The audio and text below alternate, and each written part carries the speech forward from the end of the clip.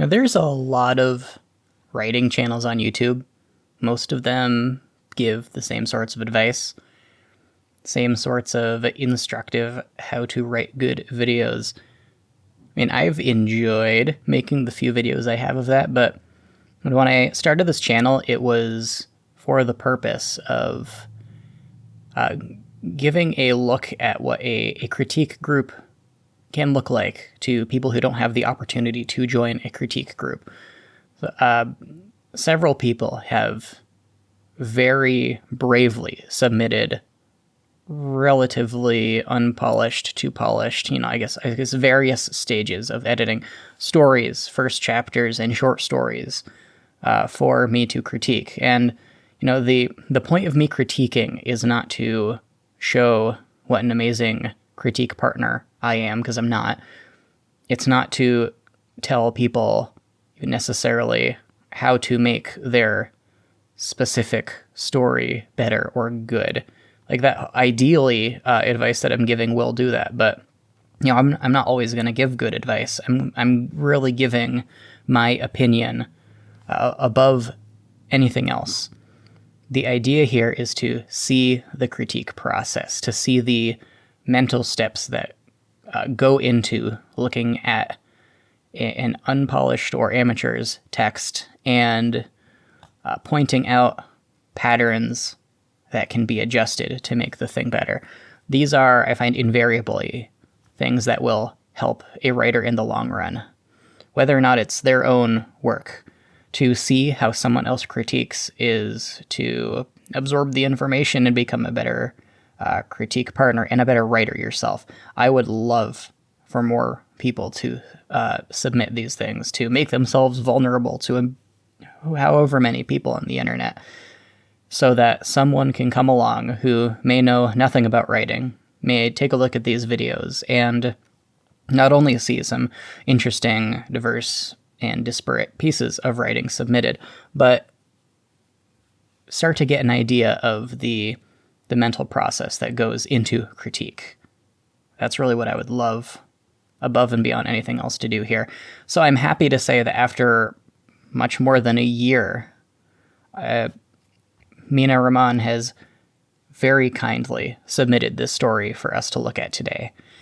If you are new to the process, we begin with a reading of the story, and then afterward we go into critique. If you would like to skip the reading, there will be a timestamp in the description, and I will see you when the critique begins.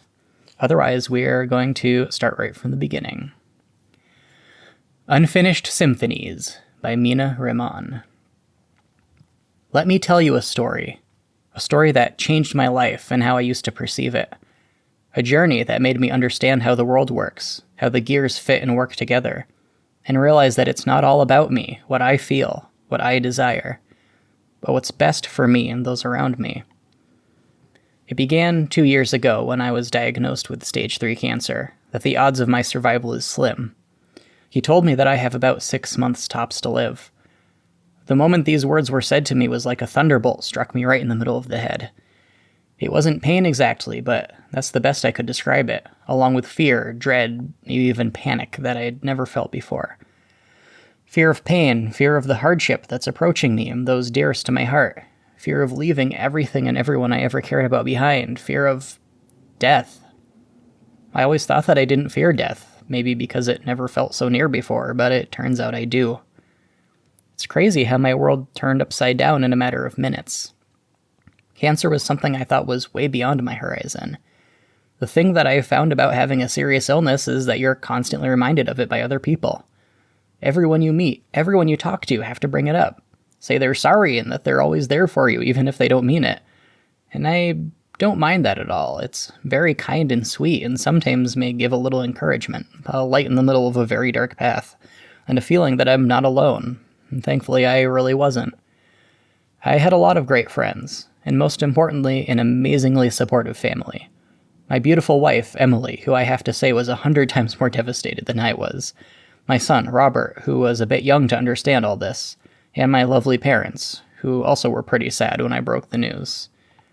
I needed some time alone to wrap my head around it and see the best way to deal with the situation, so I decided to go for a walk. Nothing can make your mind go off of your troubles, except for a calm and peaceful walk in the serene, sometimes terrifying night, if you don't mind bugs and mosquitoes, that is, where it's ghost quiet, except for the sound of the wind blowing against the trees, the moon floating in the sky with glimmering stars swimming around it in every direction. It is really quite beautiful. Leaves you with nothing but your thoughts, and that's exactly what I needed. As I was wandering around under the perfect lighting of the moon, with no particular destination in mind, something caught my attention. A light coming from between the trees ahead of me. It was very bright, not in an irritating or distracting way, but enough for me to notice it and wonder where it came from. It was intensely white, blinking steadily at a leisurely pace. So I decided to head towards the source to investigate. As I walked slowly towards the source of the light, feeling it getting brighter and brighter with every step I took, it suddenly stopped. I stopped with it for a second, then continued walking towards the source with a faster pace than before. I squeezed my way through the trees to find myself in a dark, empty circle between a bunch of trees and bushes where the moonlight could just barely reach the place. The ground didn't have much grass, just sand. There was nothing there, at least nothing that could have been the source of the light I saw before. Nothing, no one. Where the hell did that light come from? I thought to myself. I took a few more steps towards the center of the circle, to notice a figure sitting on a bark, barely touching the circumference of the other side of the circle. It was so dark, so I couldn't identify exactly what it was.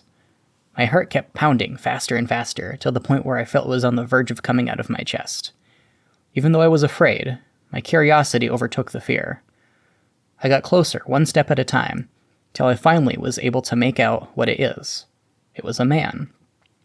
I froze still, holding my breath, putting one hand on my mouth like a surprised 3-year-old.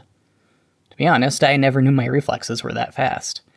I just stood there, hoping he didn't see or hear me coming. It was an old man, just sitting there without moving a muscle with his back to me. He had long white hair, a long white beard, and he was wearing a long old robe, but I couldn't tell its color. Maybe I could go back as quietly as I can, and then run all the way back home. Just as I was about to take my first step of my brilliant plan, he turned around slowly, looking me right in the eyes, like he knew I was there all along. Just as I was about to screw the plan and start running hysterically for my life, I felt the last thing I thought I would feel.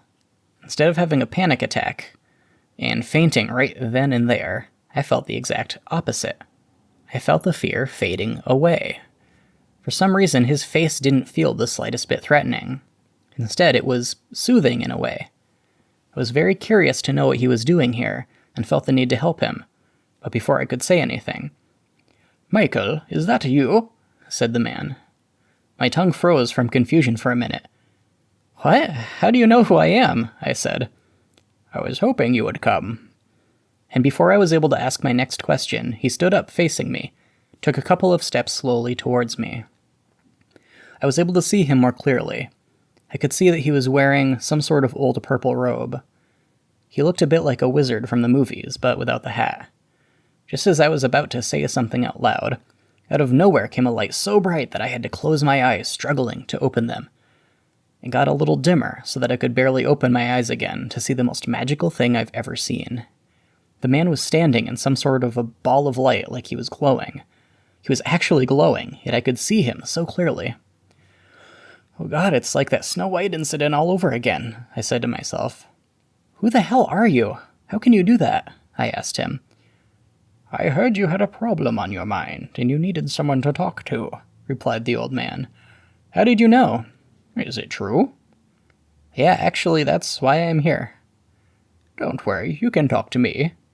"Who are you, man?" "I am the answer to all of your questions. You just have to trust me, and ask me whatever you want." "All right." I stopped for a minute, thinking about what to ask him, but I already knew what my question would be. "Why?" I finally asked. "What do you mean, why?" "Why is this happening to me? What did I do to deserve to be destined to die like that?" "Everything happens for a reason, Michael. You just have to be patient to know why. Besides, you don't know you're going to die." "Yes, I do." We all know how it always ends. You sit in a hospital bed dying slowly, dying painfully. Everyone comes to see how miserable you've become and looking at you with pity. That's how they see you, and that's how they will always see you when you're gone. I'd rather get it all over with. You never know what the future holds for any of us. This might be the beginning of something good. Yeah, right. That's way more likely than dying of cancer. You are a strong man, and you can get through this. A lot of people beat illness, and you are no different. You don't know me, and you don't know that. Yes, I do, and yes, I do. I also know that everything is going to be just fine. You keep saying that, but how? I lashed out in a moment of anger. My voice got so loud, like a gunshot in the silence of the woods. I'm sorry, I didn't mean to be like that. It's all right, Michael. I understand your frustration. This is all so unfair. Why do I have to be the victim of this unjust world? Come with me, Michael. Let me show you something. All of a sudden, and in the blink of an eye, I wasn't standing in the park anymore. I was on the street, just sitting on a bench, confused as hell. I'm going to show you a peek into the lives of others, and hopefully you will understand what I mean. They can't see you, but no matter what happens, don't speak to them at all, and don't say anything. Do you understand? Said the man. All right, I understand. Good. But what do you mean you're going to show me the lives of others? And he vanished into thin air, and left me there with a ton of questions and no answers whatsoever. I didn't know what he meant. What am I supposed to do now? I waited for something to happen, but nothing. I took a moment to look around. It was a peaceful day. In front of me, cars were moving slowly in both directions of a narrow road. Kids running, playing, and laughing in a park on my left. A scene that made me feel immense joy. It was like a perfect town in a movie. Then the voice of a man grabbed my attention. It came from my right. Apparently he was talking on the phone. He walked slowly towards the bench, then sat right next to me. Don't worry, Mom. I'll take care of it. I couldn't help but lean in on the conversation. Don't judge me, I'm a curious man by nature. No, I won't transfer you to a less expensive hospital. This is the best in town. You just relax and focus on getting better. I will find a way to get the money. I couldn't hear what the person on the other side was saying, but I don't think I needed to. Fine, I will. Do you know what room you're in? I forgot. All right. Well, I will leave you to rest. See you tonight. Bye. Then he hung up. Better write this down. Room 507. He kept repeating the number as he got out a piece of paper and wrote it down. He just sat there thinking. It was obvious he was thinking. If a bomb were to go off, he won't even notice. He was in another place, bouncing his leg, fidgeting with everything he can reach. I really felt sorry for him. He snapped back to our world, put his phone back in his pocket. He had a look of determination on his face. Even in that difficult situation he was in, he had hope. Or maybe it was faith. I don't really know the difference. What I knew was that he wasn't going to give up, no matter what. He stood up and walked away. I stared at his back as he moved away from me, watching him getting smaller with every step he took, and kept thinking about him and his mother, how they didn't deserve that. What is going to happen to them? How I wish I could help. Then I remembered something. What the hell am I supposed to do here? I'm still waiting, but nothing. All of a sudden, it happened again. This time I was on the street again, but it's a different one. It looked similar. Maybe it's close to where I was sitting. Same cars, but I can't see the park from where I'm standing, though. This time I was standing on the pavement. I turned around to see a man sitting on the ground, with his back against the wall of a television store. He was a homeless man, but he didn't look like a homeless man. He was a little dirty, but cleaner than most, better clothed as well. He was holding a cardboard sign with one hand. Please help me. I got evicted from my home, and fired from work, and need some money for my family, the sign said. People were passing by right and left, ignoring him like he wasn't there. He barely had any money in the cup standing beside him. Some change that can't even buy a cup of coffee. I wish I could help him, but I can't say anything or talk to anyone. They can't even see me. Why is he showing me these things? What's the point? I thought. It happened again. It's a very weird feeling. It's like I went unconscious in a place and then regained consciousness in another in a split second. This time I was in a church, completely empty except for me. What, is this it? Is it over? But I didn't hear anything back. Did I do something wrong? I sat there with total confusion. I waited for something to happen, but nothing. Just as I was about to stand up and walk away, I heard the sound of the door behind me, and the sounds of footsteps getting a little louder with every step. It was a woman. She was wearing formal clothes like a secretary, but without the heels. She was holding a bag as well, a large black gym bag. She walked right past me without even looking at me. She walked to the end of the church, put down her bag, which looked very heavy by the way, and started praying. Please let my flight go smoothly and land in Miami on time, and please let my meeting go as planned because this is a life-changing deal. Please, I need it to be successful. Thank you. She looked at her watch, turned around, and hurried towards the door, almost running. She was pretty nervous, and I think she was in a hurry because she was really brief in her prayers, and the fact that she forgot her bag gave it away as well.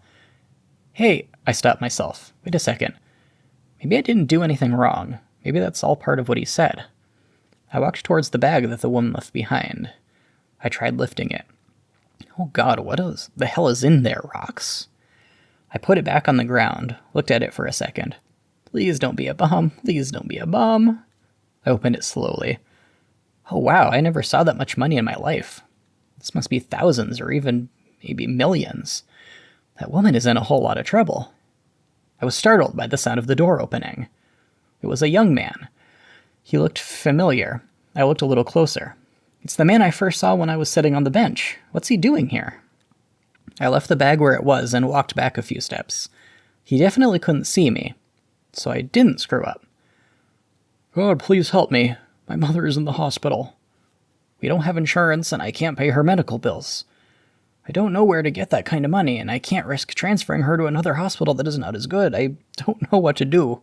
Please, guide me. Then he noticed the bag sitting there. He stood up and slowly walked towards the bag. He started looking around in every direction, trying to figure out who it belonged to, but there was nobody. It was ghost quiet. He lifted the bag from the ground and put it on the bench. He was a bit stronger than me, apparently. No, don't open that, I said to myself. He opened the bag slowly. Then he reacted as if he just found $1 million. Although it had to be much more than that. 3 million was my guess. Oh my god, said the man. He fell down on his knees and started crying. Thank you so much. He then took the money and ran out in excitement. That's not fair, I found it first. I'm kidding, I didn't really say that. Although the thought did cross my mind, to be honest. What the hell is that woman going to do now?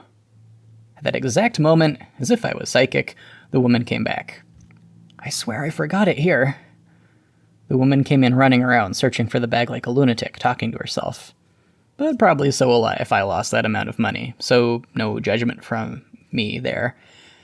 Why did you do this to me, right after I prayed for you not to do so? I even missed my flight, said the woman, crying while she sat herself down, facing the fact that her money was probably gone forever. Poor woman. Oh, come on. If that happens one more time, I would prefer to die from cancer. This time I was back at the place where the homeless man was sitting. Here again. But when I looked at the man, he looked different. He looked truly broken. He wasn't holding the sign anymore. He was face down next to him. His eyes looked like he's been crying. He wasn't asking for money anymore. He just wanted some peace. He was just sitting there with his eyes closed, thinking about how he ended up here and how he'll do anything to bring his life back to normal. But having to face the fact that that's probably not going to happen anytime soon. While I was looking at him with my eyes tearing up, something caught my attention. It was what's broadcasting in one of the televisions in the store. We bring you unfortunate news today. Flight 967 that was heading for Miami crashed, killing everyone aboard. May their souls rest in peace, said the reporter. Oh my god, that's horrible, I said to myself. But just when I thought that this series of unfortunate events wouldn't end, a man carrying a large bag passed by with a smile across his face that couldn't possibly get any bigger. He was walking so fast, he was almost running. It was the same guy again from before. On his way to the hospital, I guess. He noticed the homeless man, stopped for a minute, then reached into the bag and gave the man a few stacks of cash. "You take care of yourself, all right?" said the man as he gave him the money, then went on his way even happier than he was before. Feeling overwhelmed with joy and surprise, the man reached for his phone and dialed the number so quickly. "Hey, honey, you won't believe what just happened." "So, what do you think?" said the old man. "I don't know. What was all that about?" I replied. "You tell me. What did you see?" "Just some people having a bad life." "That's it?" "I guess, yeah." "What do you think is the link between all those people?" "The fact that life screwed them over." "That's what you would see at first glance, but it's not that simple." "What do you mean?" "Well, if that woman didn't forget the money, the man wouldn't have been able to pay his mother's medical bills. If the man didn't find the money and take it, the woman wouldn't have come back to look for it and would have died in the crash, and he wouldn't have given the homeless man some of the money. If he didn't give the homeless man the money, he wouldn't have been able to get the house back and support his family. That's not the woman's problem. Why did she have to lose her money? If she hadn't come back for it, she would have died in that crash. Besides, her deal wasn't going to succeed anyway, and wasn't completely legal either." "Oh, I see." "Even though that young man was in a tough spot with no apparent way out, he didn't give up. He had hope and faith." "Yeah, you're right." "The unfortunate truth is that there is suffering in the world. And when anyone gets in trouble, they start complaining and saying the world is unjust and unfair without thinking that there might be a bigger picture, and that nature might just have a plan for them. Maybe there's a plan, but why do people always assume that it's a good one? That's where faith comes in. You can't know for sure what is going to happen. You just have to take a leap of faith and hope for the best. That's easier said than done. Besides, why can't the world be all good? Why can't we all live in peace? Because if the world was all good, then it wouldn't be so fun. Without suffering, we can't feel and appreciate the good. And it wouldn't be fair, either. The world has to run with both justice and mercy, so that the world wouldn't be unfair and yet not turn to hell where people are punished for their sins, and that's it. What about me? What's my plan? How can I see the bigger picture? I can't tell you what's in store for you, but I can tell you that everything is going to be all right. You just have to be patient and have a little faith. End. All right. So Mina asked for feedback on the writing itself, dialogue, characters, and the plot. Okay, where should we start? The first is with probably some very basic mechanical things. You mix present and past tense consistently throughout the story. That is a gigantic no-no. So you start off right here with a retrospective opening, which I love. I love that kind of opening. We'll just highlight it, the whole thing right here. Let me tell you a story. This is the kind of story it is. This is what it did for me. So you're priming the audience as to what kind of story it is. That's a good opening. That's fine. It's okay for this to be present tense. It should be present tense because the narrator is speaking to the narrative receiver. All the rest of the stuff, with very small exceptions, should be past tense. If the narrator character is speaking or thinking, it is okay for it to be present tense. It's okay to say, this is happening. And if the narrator is coming back in the present, making a comment, saying something like, I don't know, I love pie. And so when I saw the pie, I couldn't help myself from taking a piece of it. Something like that would be okay. But let me find a really good example here. You tend to mix the past and the present in something that should just be past.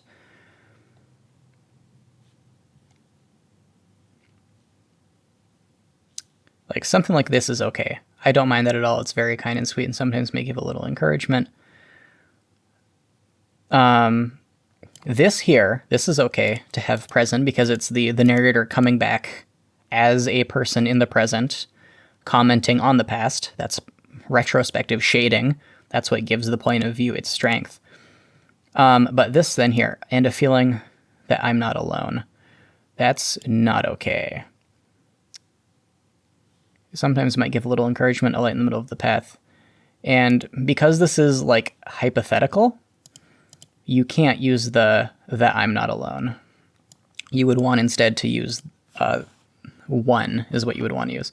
I feel like that, you know, one is not alone. It's very kind and sweet, and sometimes, and you'd want to say might there if it was hypothetical. Sometimes might give a little encouragement, a light in the middle of a very dark path, and a feeling that one is not alone. At which point you'd want to use an M dash there. And thankfully, I really wasn't. But that's not exactly the example I was looking for. So I had an idea, seeing that you put this here. If a bomb were to go off, he won't even notice. And then here. This time I was on the street again, but it's a different one. It looks similar. When I first read these examples, I thought you were mixing present and past tenses. But now I'm thinking that isn't what's going on at all. I think you are miscontracting. I think you're using uncommon contractions. You are maybe contracting would not into won't instead of contracting will not into won't. Down here, you may be contracting it was into its instead of it is. If this was it was, this time I was on the street again, but it was a different one, that would be grammatically correct. This time I was on the street again, but it is a different one would be not correct because you'd be mixing the tenses. So that's just something to be aware of.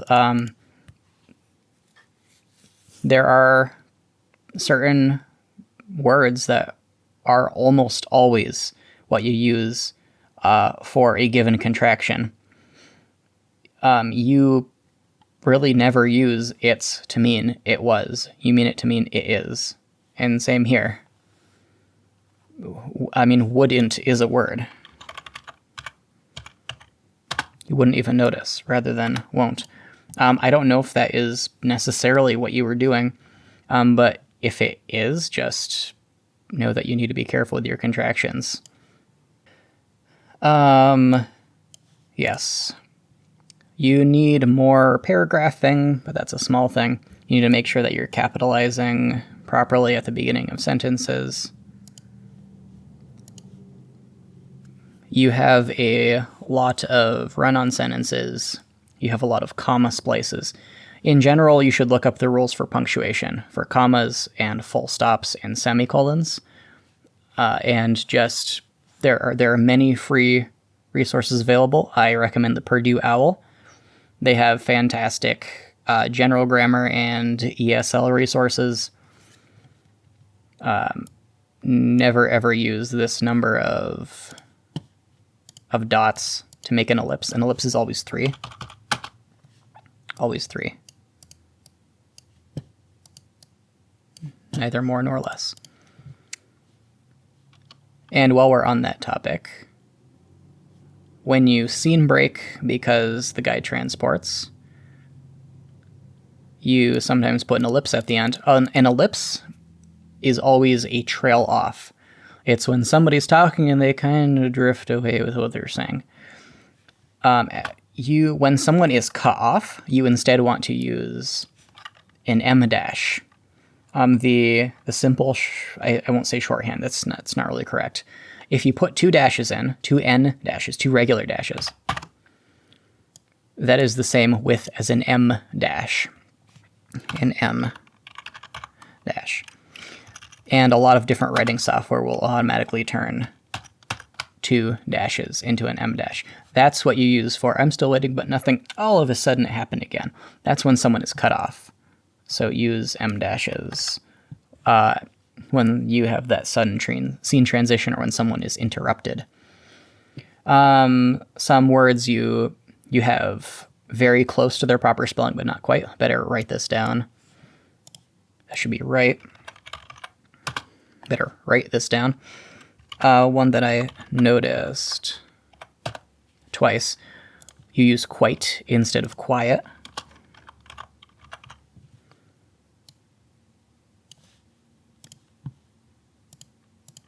Quite means especially. Did you enjoy the dinner, dear? Yes, quite. Quiet is the word that you're looking for here. This and the other instance that it showed up. And again here, this is an instance where it should have been capitalized.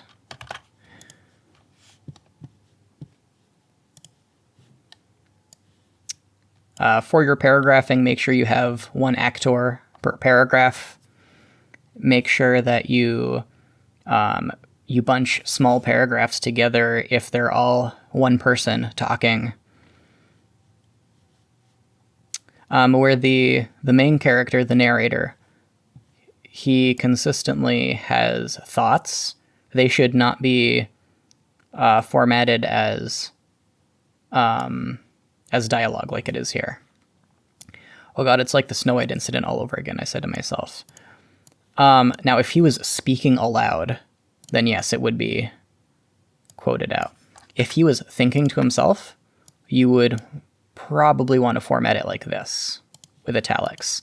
There is some variability in formatting of inner thought. There are plenty of articles and videos out there you can take a look at for yourself. I strongly suggest, because you have so much dialogue, that you make your inner thoughts italicized like this. Let's just highlight that there. When you have a dialogue tag that follows what would be a full stop, a period like this, it always needs to be a comma instead. What am I doing? Let's just turn that into a comma. You need someone to talk to, replied the man. When you have a question mark, this acts as a comma. So that doesn't mean much here.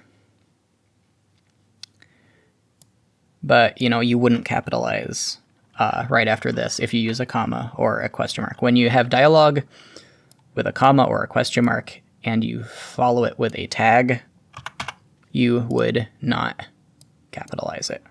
Of course, you always capitalize the I. Although you here and here, you would certainly want these capitalized. Any sentence that begins needs to be capitalized. When you have words that are clearly emphasized, you don't know you're going to die. You definitely want to use italics.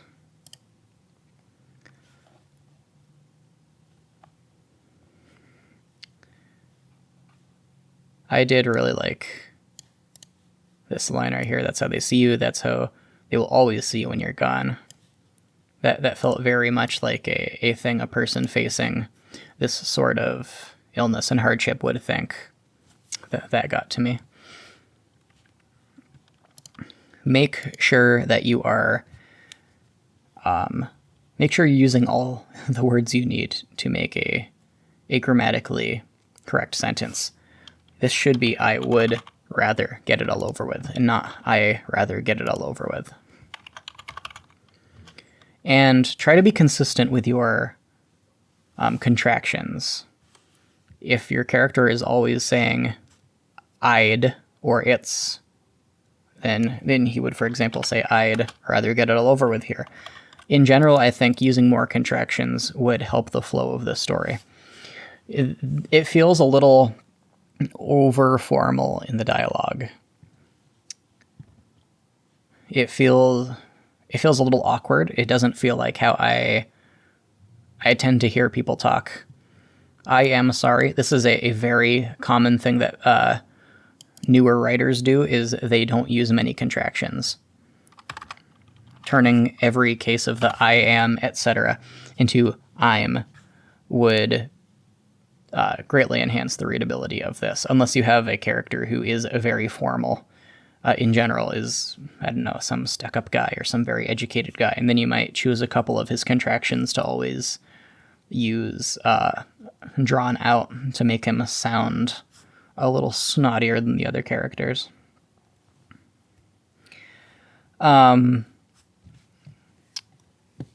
Characters do spell out exactly what they mean a little much.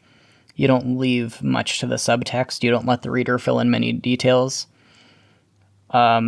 I'm not going to harp too much on the idea of show don't tell. Generally, it's nice to see characters' actions and characters' behaviors attached to strong emotion instead of simply having them express everything literally through their words. So him saying this is so unfair and hunching down and shoving his hands into his pockets would be generally suggested over him coming out and literally saying, why do I have to be the victim of this unjust world? And I know the old wizard man at the end says, oh, everyone blames the world for their problems. So I guess it's important that he says it here. Make sure you don't have sentence fragments. All of a sudden, and in a blink of an eye is not a complete sentence. There is no verb there.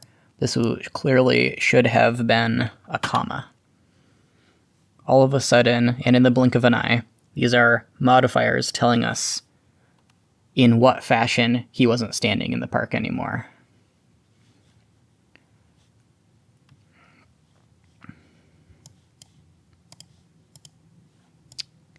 Although, frankly, all of a sudden, in the blink of an eye, these are both saying the exact same thing, that it happened instantly.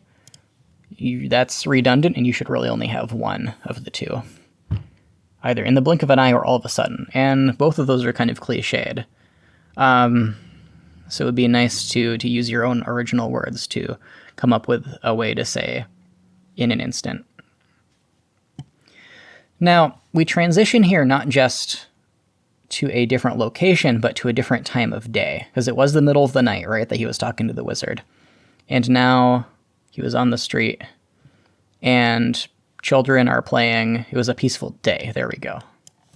When it was the middle of the night just a moment ago. So dark that he couldn't even see the color of the wizard's robe. So definitely give more transitional language when a scene changes. You know, we change a scene when we have a change of location or time. We need to set that scene so we know what is different from the other place. Just standing in a park to the street doesn't tell us anything initially. We don't want too much description at the beginning. We don't want to be pulled away from the immediacy of him suddenly appearing. But it would be nice to know that suddenly it's day. I do like how he's just enjoying the niceness of the perfect town in the movie. This is another instance of the dialogue being just very on the nose. There's certain information that the man needs to convey to the reader. His mom is in a very expensive hospital, the one that she needs, in his opinion, and he can't afford it. If there is... It doesn't feel like something a man would say to his mother. It doesn't really feel real to me. This is an example here of the contraction. No, I won't transfer you to a less expensive hospital. This is the best in town. You would definitely want to add... I don't like... This one is the best in town. You just relax and focus on getting better. That's probably fine. I'll find a way to get the money. I would suggest taking this line out of here. Don't have him say it. I mean, frankly, that seems like it'd just make her worry more. He is reminding her he doesn't have the money. And have it be something that he thinks to him, or well, I guess you can't hear his thoughts, but he's like, if he mutters to himself after he hangs up, oh, where am I gonna get it? That's still a little on the nose. It is still a little unrealistic. It's clearly being done for the sake of the narrator hearing him, but it'd be a little better than him just flat out saying it to his mother. I do like but I don't think I needed to. Probably should take out the I forgot. That feels a little awkward, and it's really unnecessary. He could just not know what room she's in. All right, well, I'll leave you to rest. See you tonight. This should probably be a contraction also. I'll leave you to rest. See you tonight. Bye. This felt fine. This did seem like something a man would say to his mother on the phone. He hung up. Better write this down. Room 507. Now, and here's an interesting thing. He just sat there thinking. It was obvious he was thinking. I like that you put that second line there, because the narrator can't see inside other people's heads. Like, if he says, it was obvious this guy was thinking, or if he said, he just sat there, clearly thinking, he just sat there, obviously thinking, that's okay, because you're letting us know the narrator is making a judgment on the situation, interpreting it, figuring out what's going on. However, let's go down here.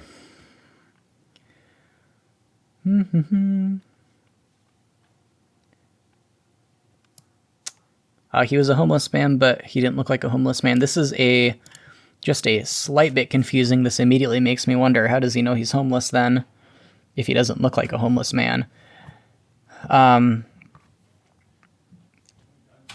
Maybe remove that second line, but he didn't look like a homeless man, and focus more on how he didn't look as dirty as most, better clothed than most. Not drawing my attention to why he didn't look like a homeless man. I mean, if he's holding a cardboard sign saying, I have no home, that sounds like he looks like a homeless man to me. But let's see, when we see the homeless man again. He looked truly broken. So he says he wasn't asking for money anymore, he just wanted some peace. He was just thinking about how he ended up here, how he'll do anything and bring his life back to normal. Now, this is something the narrator does not know. The narrator does not know what the man is thinking. He does not know how he's thinking about how he ended up here. Now, this is fine interpretation. This is a fine judgment as to what's happening. I think it's very realistic. It seems like something the narrator would think the man is thinking. It's a reasonable thing to think the man is thinking. But the narrator needs to admit that he doesn't know that this is what the man's thinking. He needs to be saying, he looks like this. It was as if he seemed to be just admitting to the reader that he doesn't know what's going on. Like, for example, on his way to the hospital, I guess. That's good. Sure, we can infer he's on his way to the hospital, but we need to admit that he doesn't know that he was going there because he can't see into other people's heads. Now, as for the characters, I mean, that was really all I wanted to say regarding the writing itself. You have a great foundation. You need to develop the mechanics a lot more. Your descriptions are good, especially when he's walking through, seeing the moon floating in the sky with glimmering stars swimming around it in every direction. I liked a lot of the description. When you learn all the fundamentals, when you learn how to form your sentences properly, you learn how to paragraph more tightly. When you fine-tune your dialogue so it sounds more like actual people are saying it, so that you're not spelling everything out for the reader, you have some great potential here, and I think you can create some great writing. Of course, it just takes a lot of hard work and practice. Characters and dialogue. I didn't have any issues with the main character.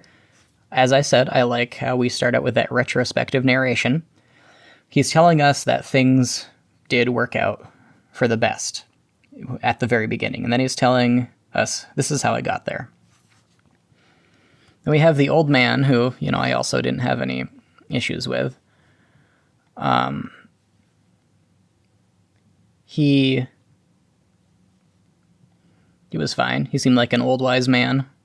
Maybe he's a wizard, maybe he's an angel. And he gave what information was needed, and then just kind of at the end said, well, now you saw it, now you know. Congratulations. I don't know.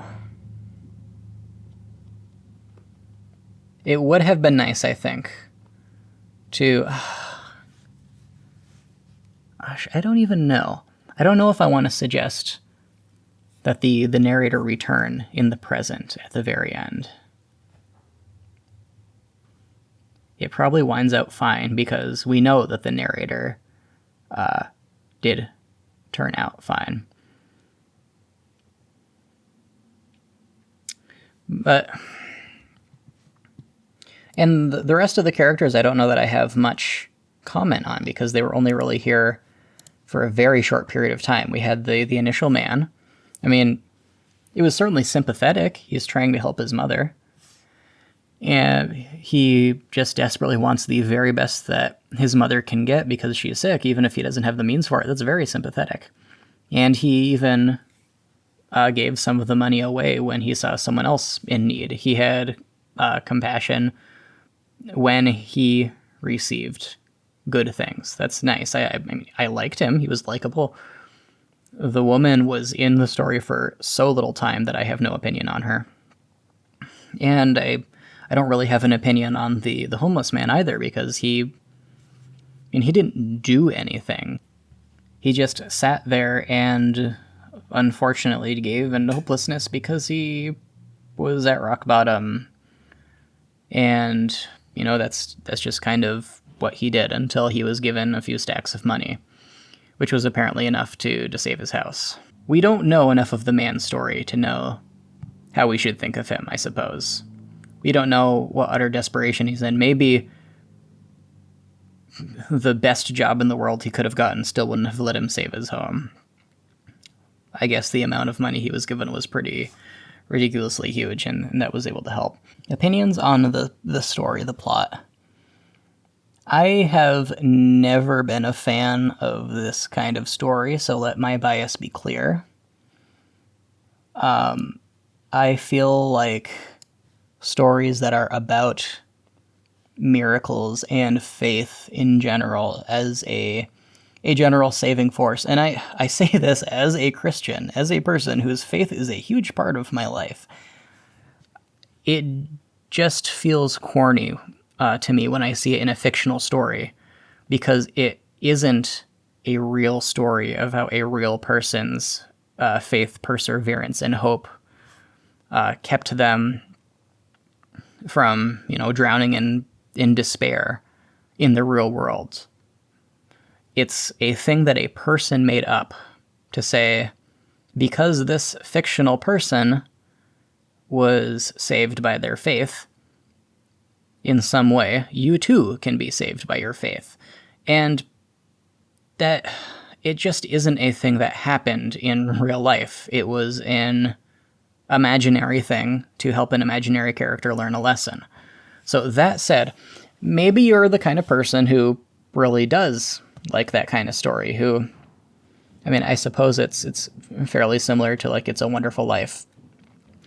Now that said, the main character does start out telling us, oh yeah, everything turned out okay for him. So, that's good at least. At least we didn't have like all of this and then he immediately dies of cancer at the end. That would have been a completely different kind of story. It turned out okay for the man who, his mother is in the hospital. Turned out okay for the man who lost his house. Now, we're told that it turned out relatively okay for the woman who lost the money. Now, if she just lost that much money for, an illegal deal, my first thought is that she may be in danger, her life may be in danger. If she just lost millions of dollars, I kind of have the feeling somebody is going to just kind of put her in some concrete shoes and drop her in the river, and she's just going to die anyway. The believability of the woman and her money in general was, it was just not something I could believe. She was planning on getting on a plane with just a giant satchel of money.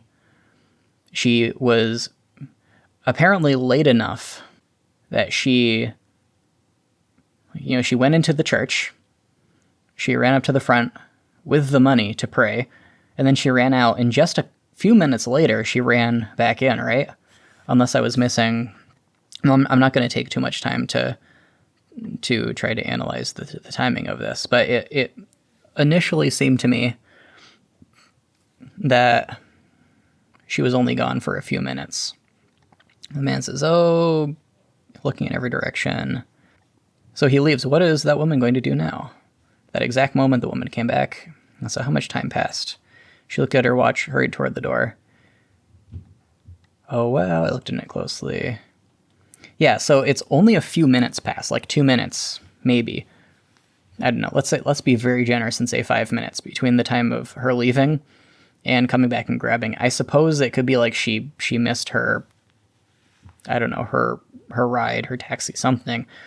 But if her timing was so tight, she had only a couple minutes to like meet her plane, then why was she running into the church to pray and not just like, praying on the way or something? And why was she lugging the cash around with her? Why did she set it down? Why didn't she just like keep it over her shoulder as she was praying? I don't know. It was clear for the story she needed to leave the money there so the man could grab it. I just didn't believe why she left it there. I mean, it's a giant duffel bag. It's not like she put her hat on a hook when she first entered and then ran up, and then when she ran back, she just forgot to grab her hat. She was carrying this very heavy thing of money that is... she's apparently stronger than the narrator also, if she can run with it when the narrator can barely, not even lift it. Maybe she was an enforcer. I don't know. So, yeah, I wasn't a big fan of that. And the message of, if the world was all good, it wouldn't be so fun. So fun is maybe not the right phrase to use here. No one was really having fun throughout this. And the narrator doesn't really comment on this either. Without suffering, we can't feel and appreciate the good. It wouldn't be fair either.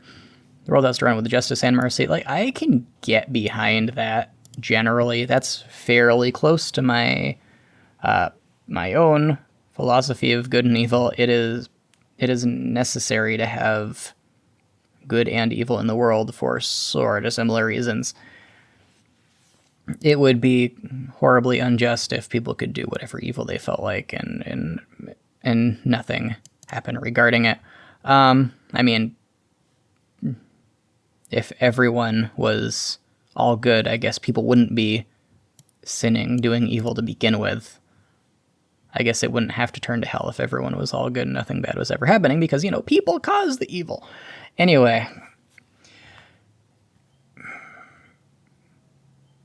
I suppose I would like to see an explanation for the main character as to how he internalized this, because we see the outcome of a story that changed his life, and we see how he was frustrated with everything being unfair, just right back up here and throughout the story.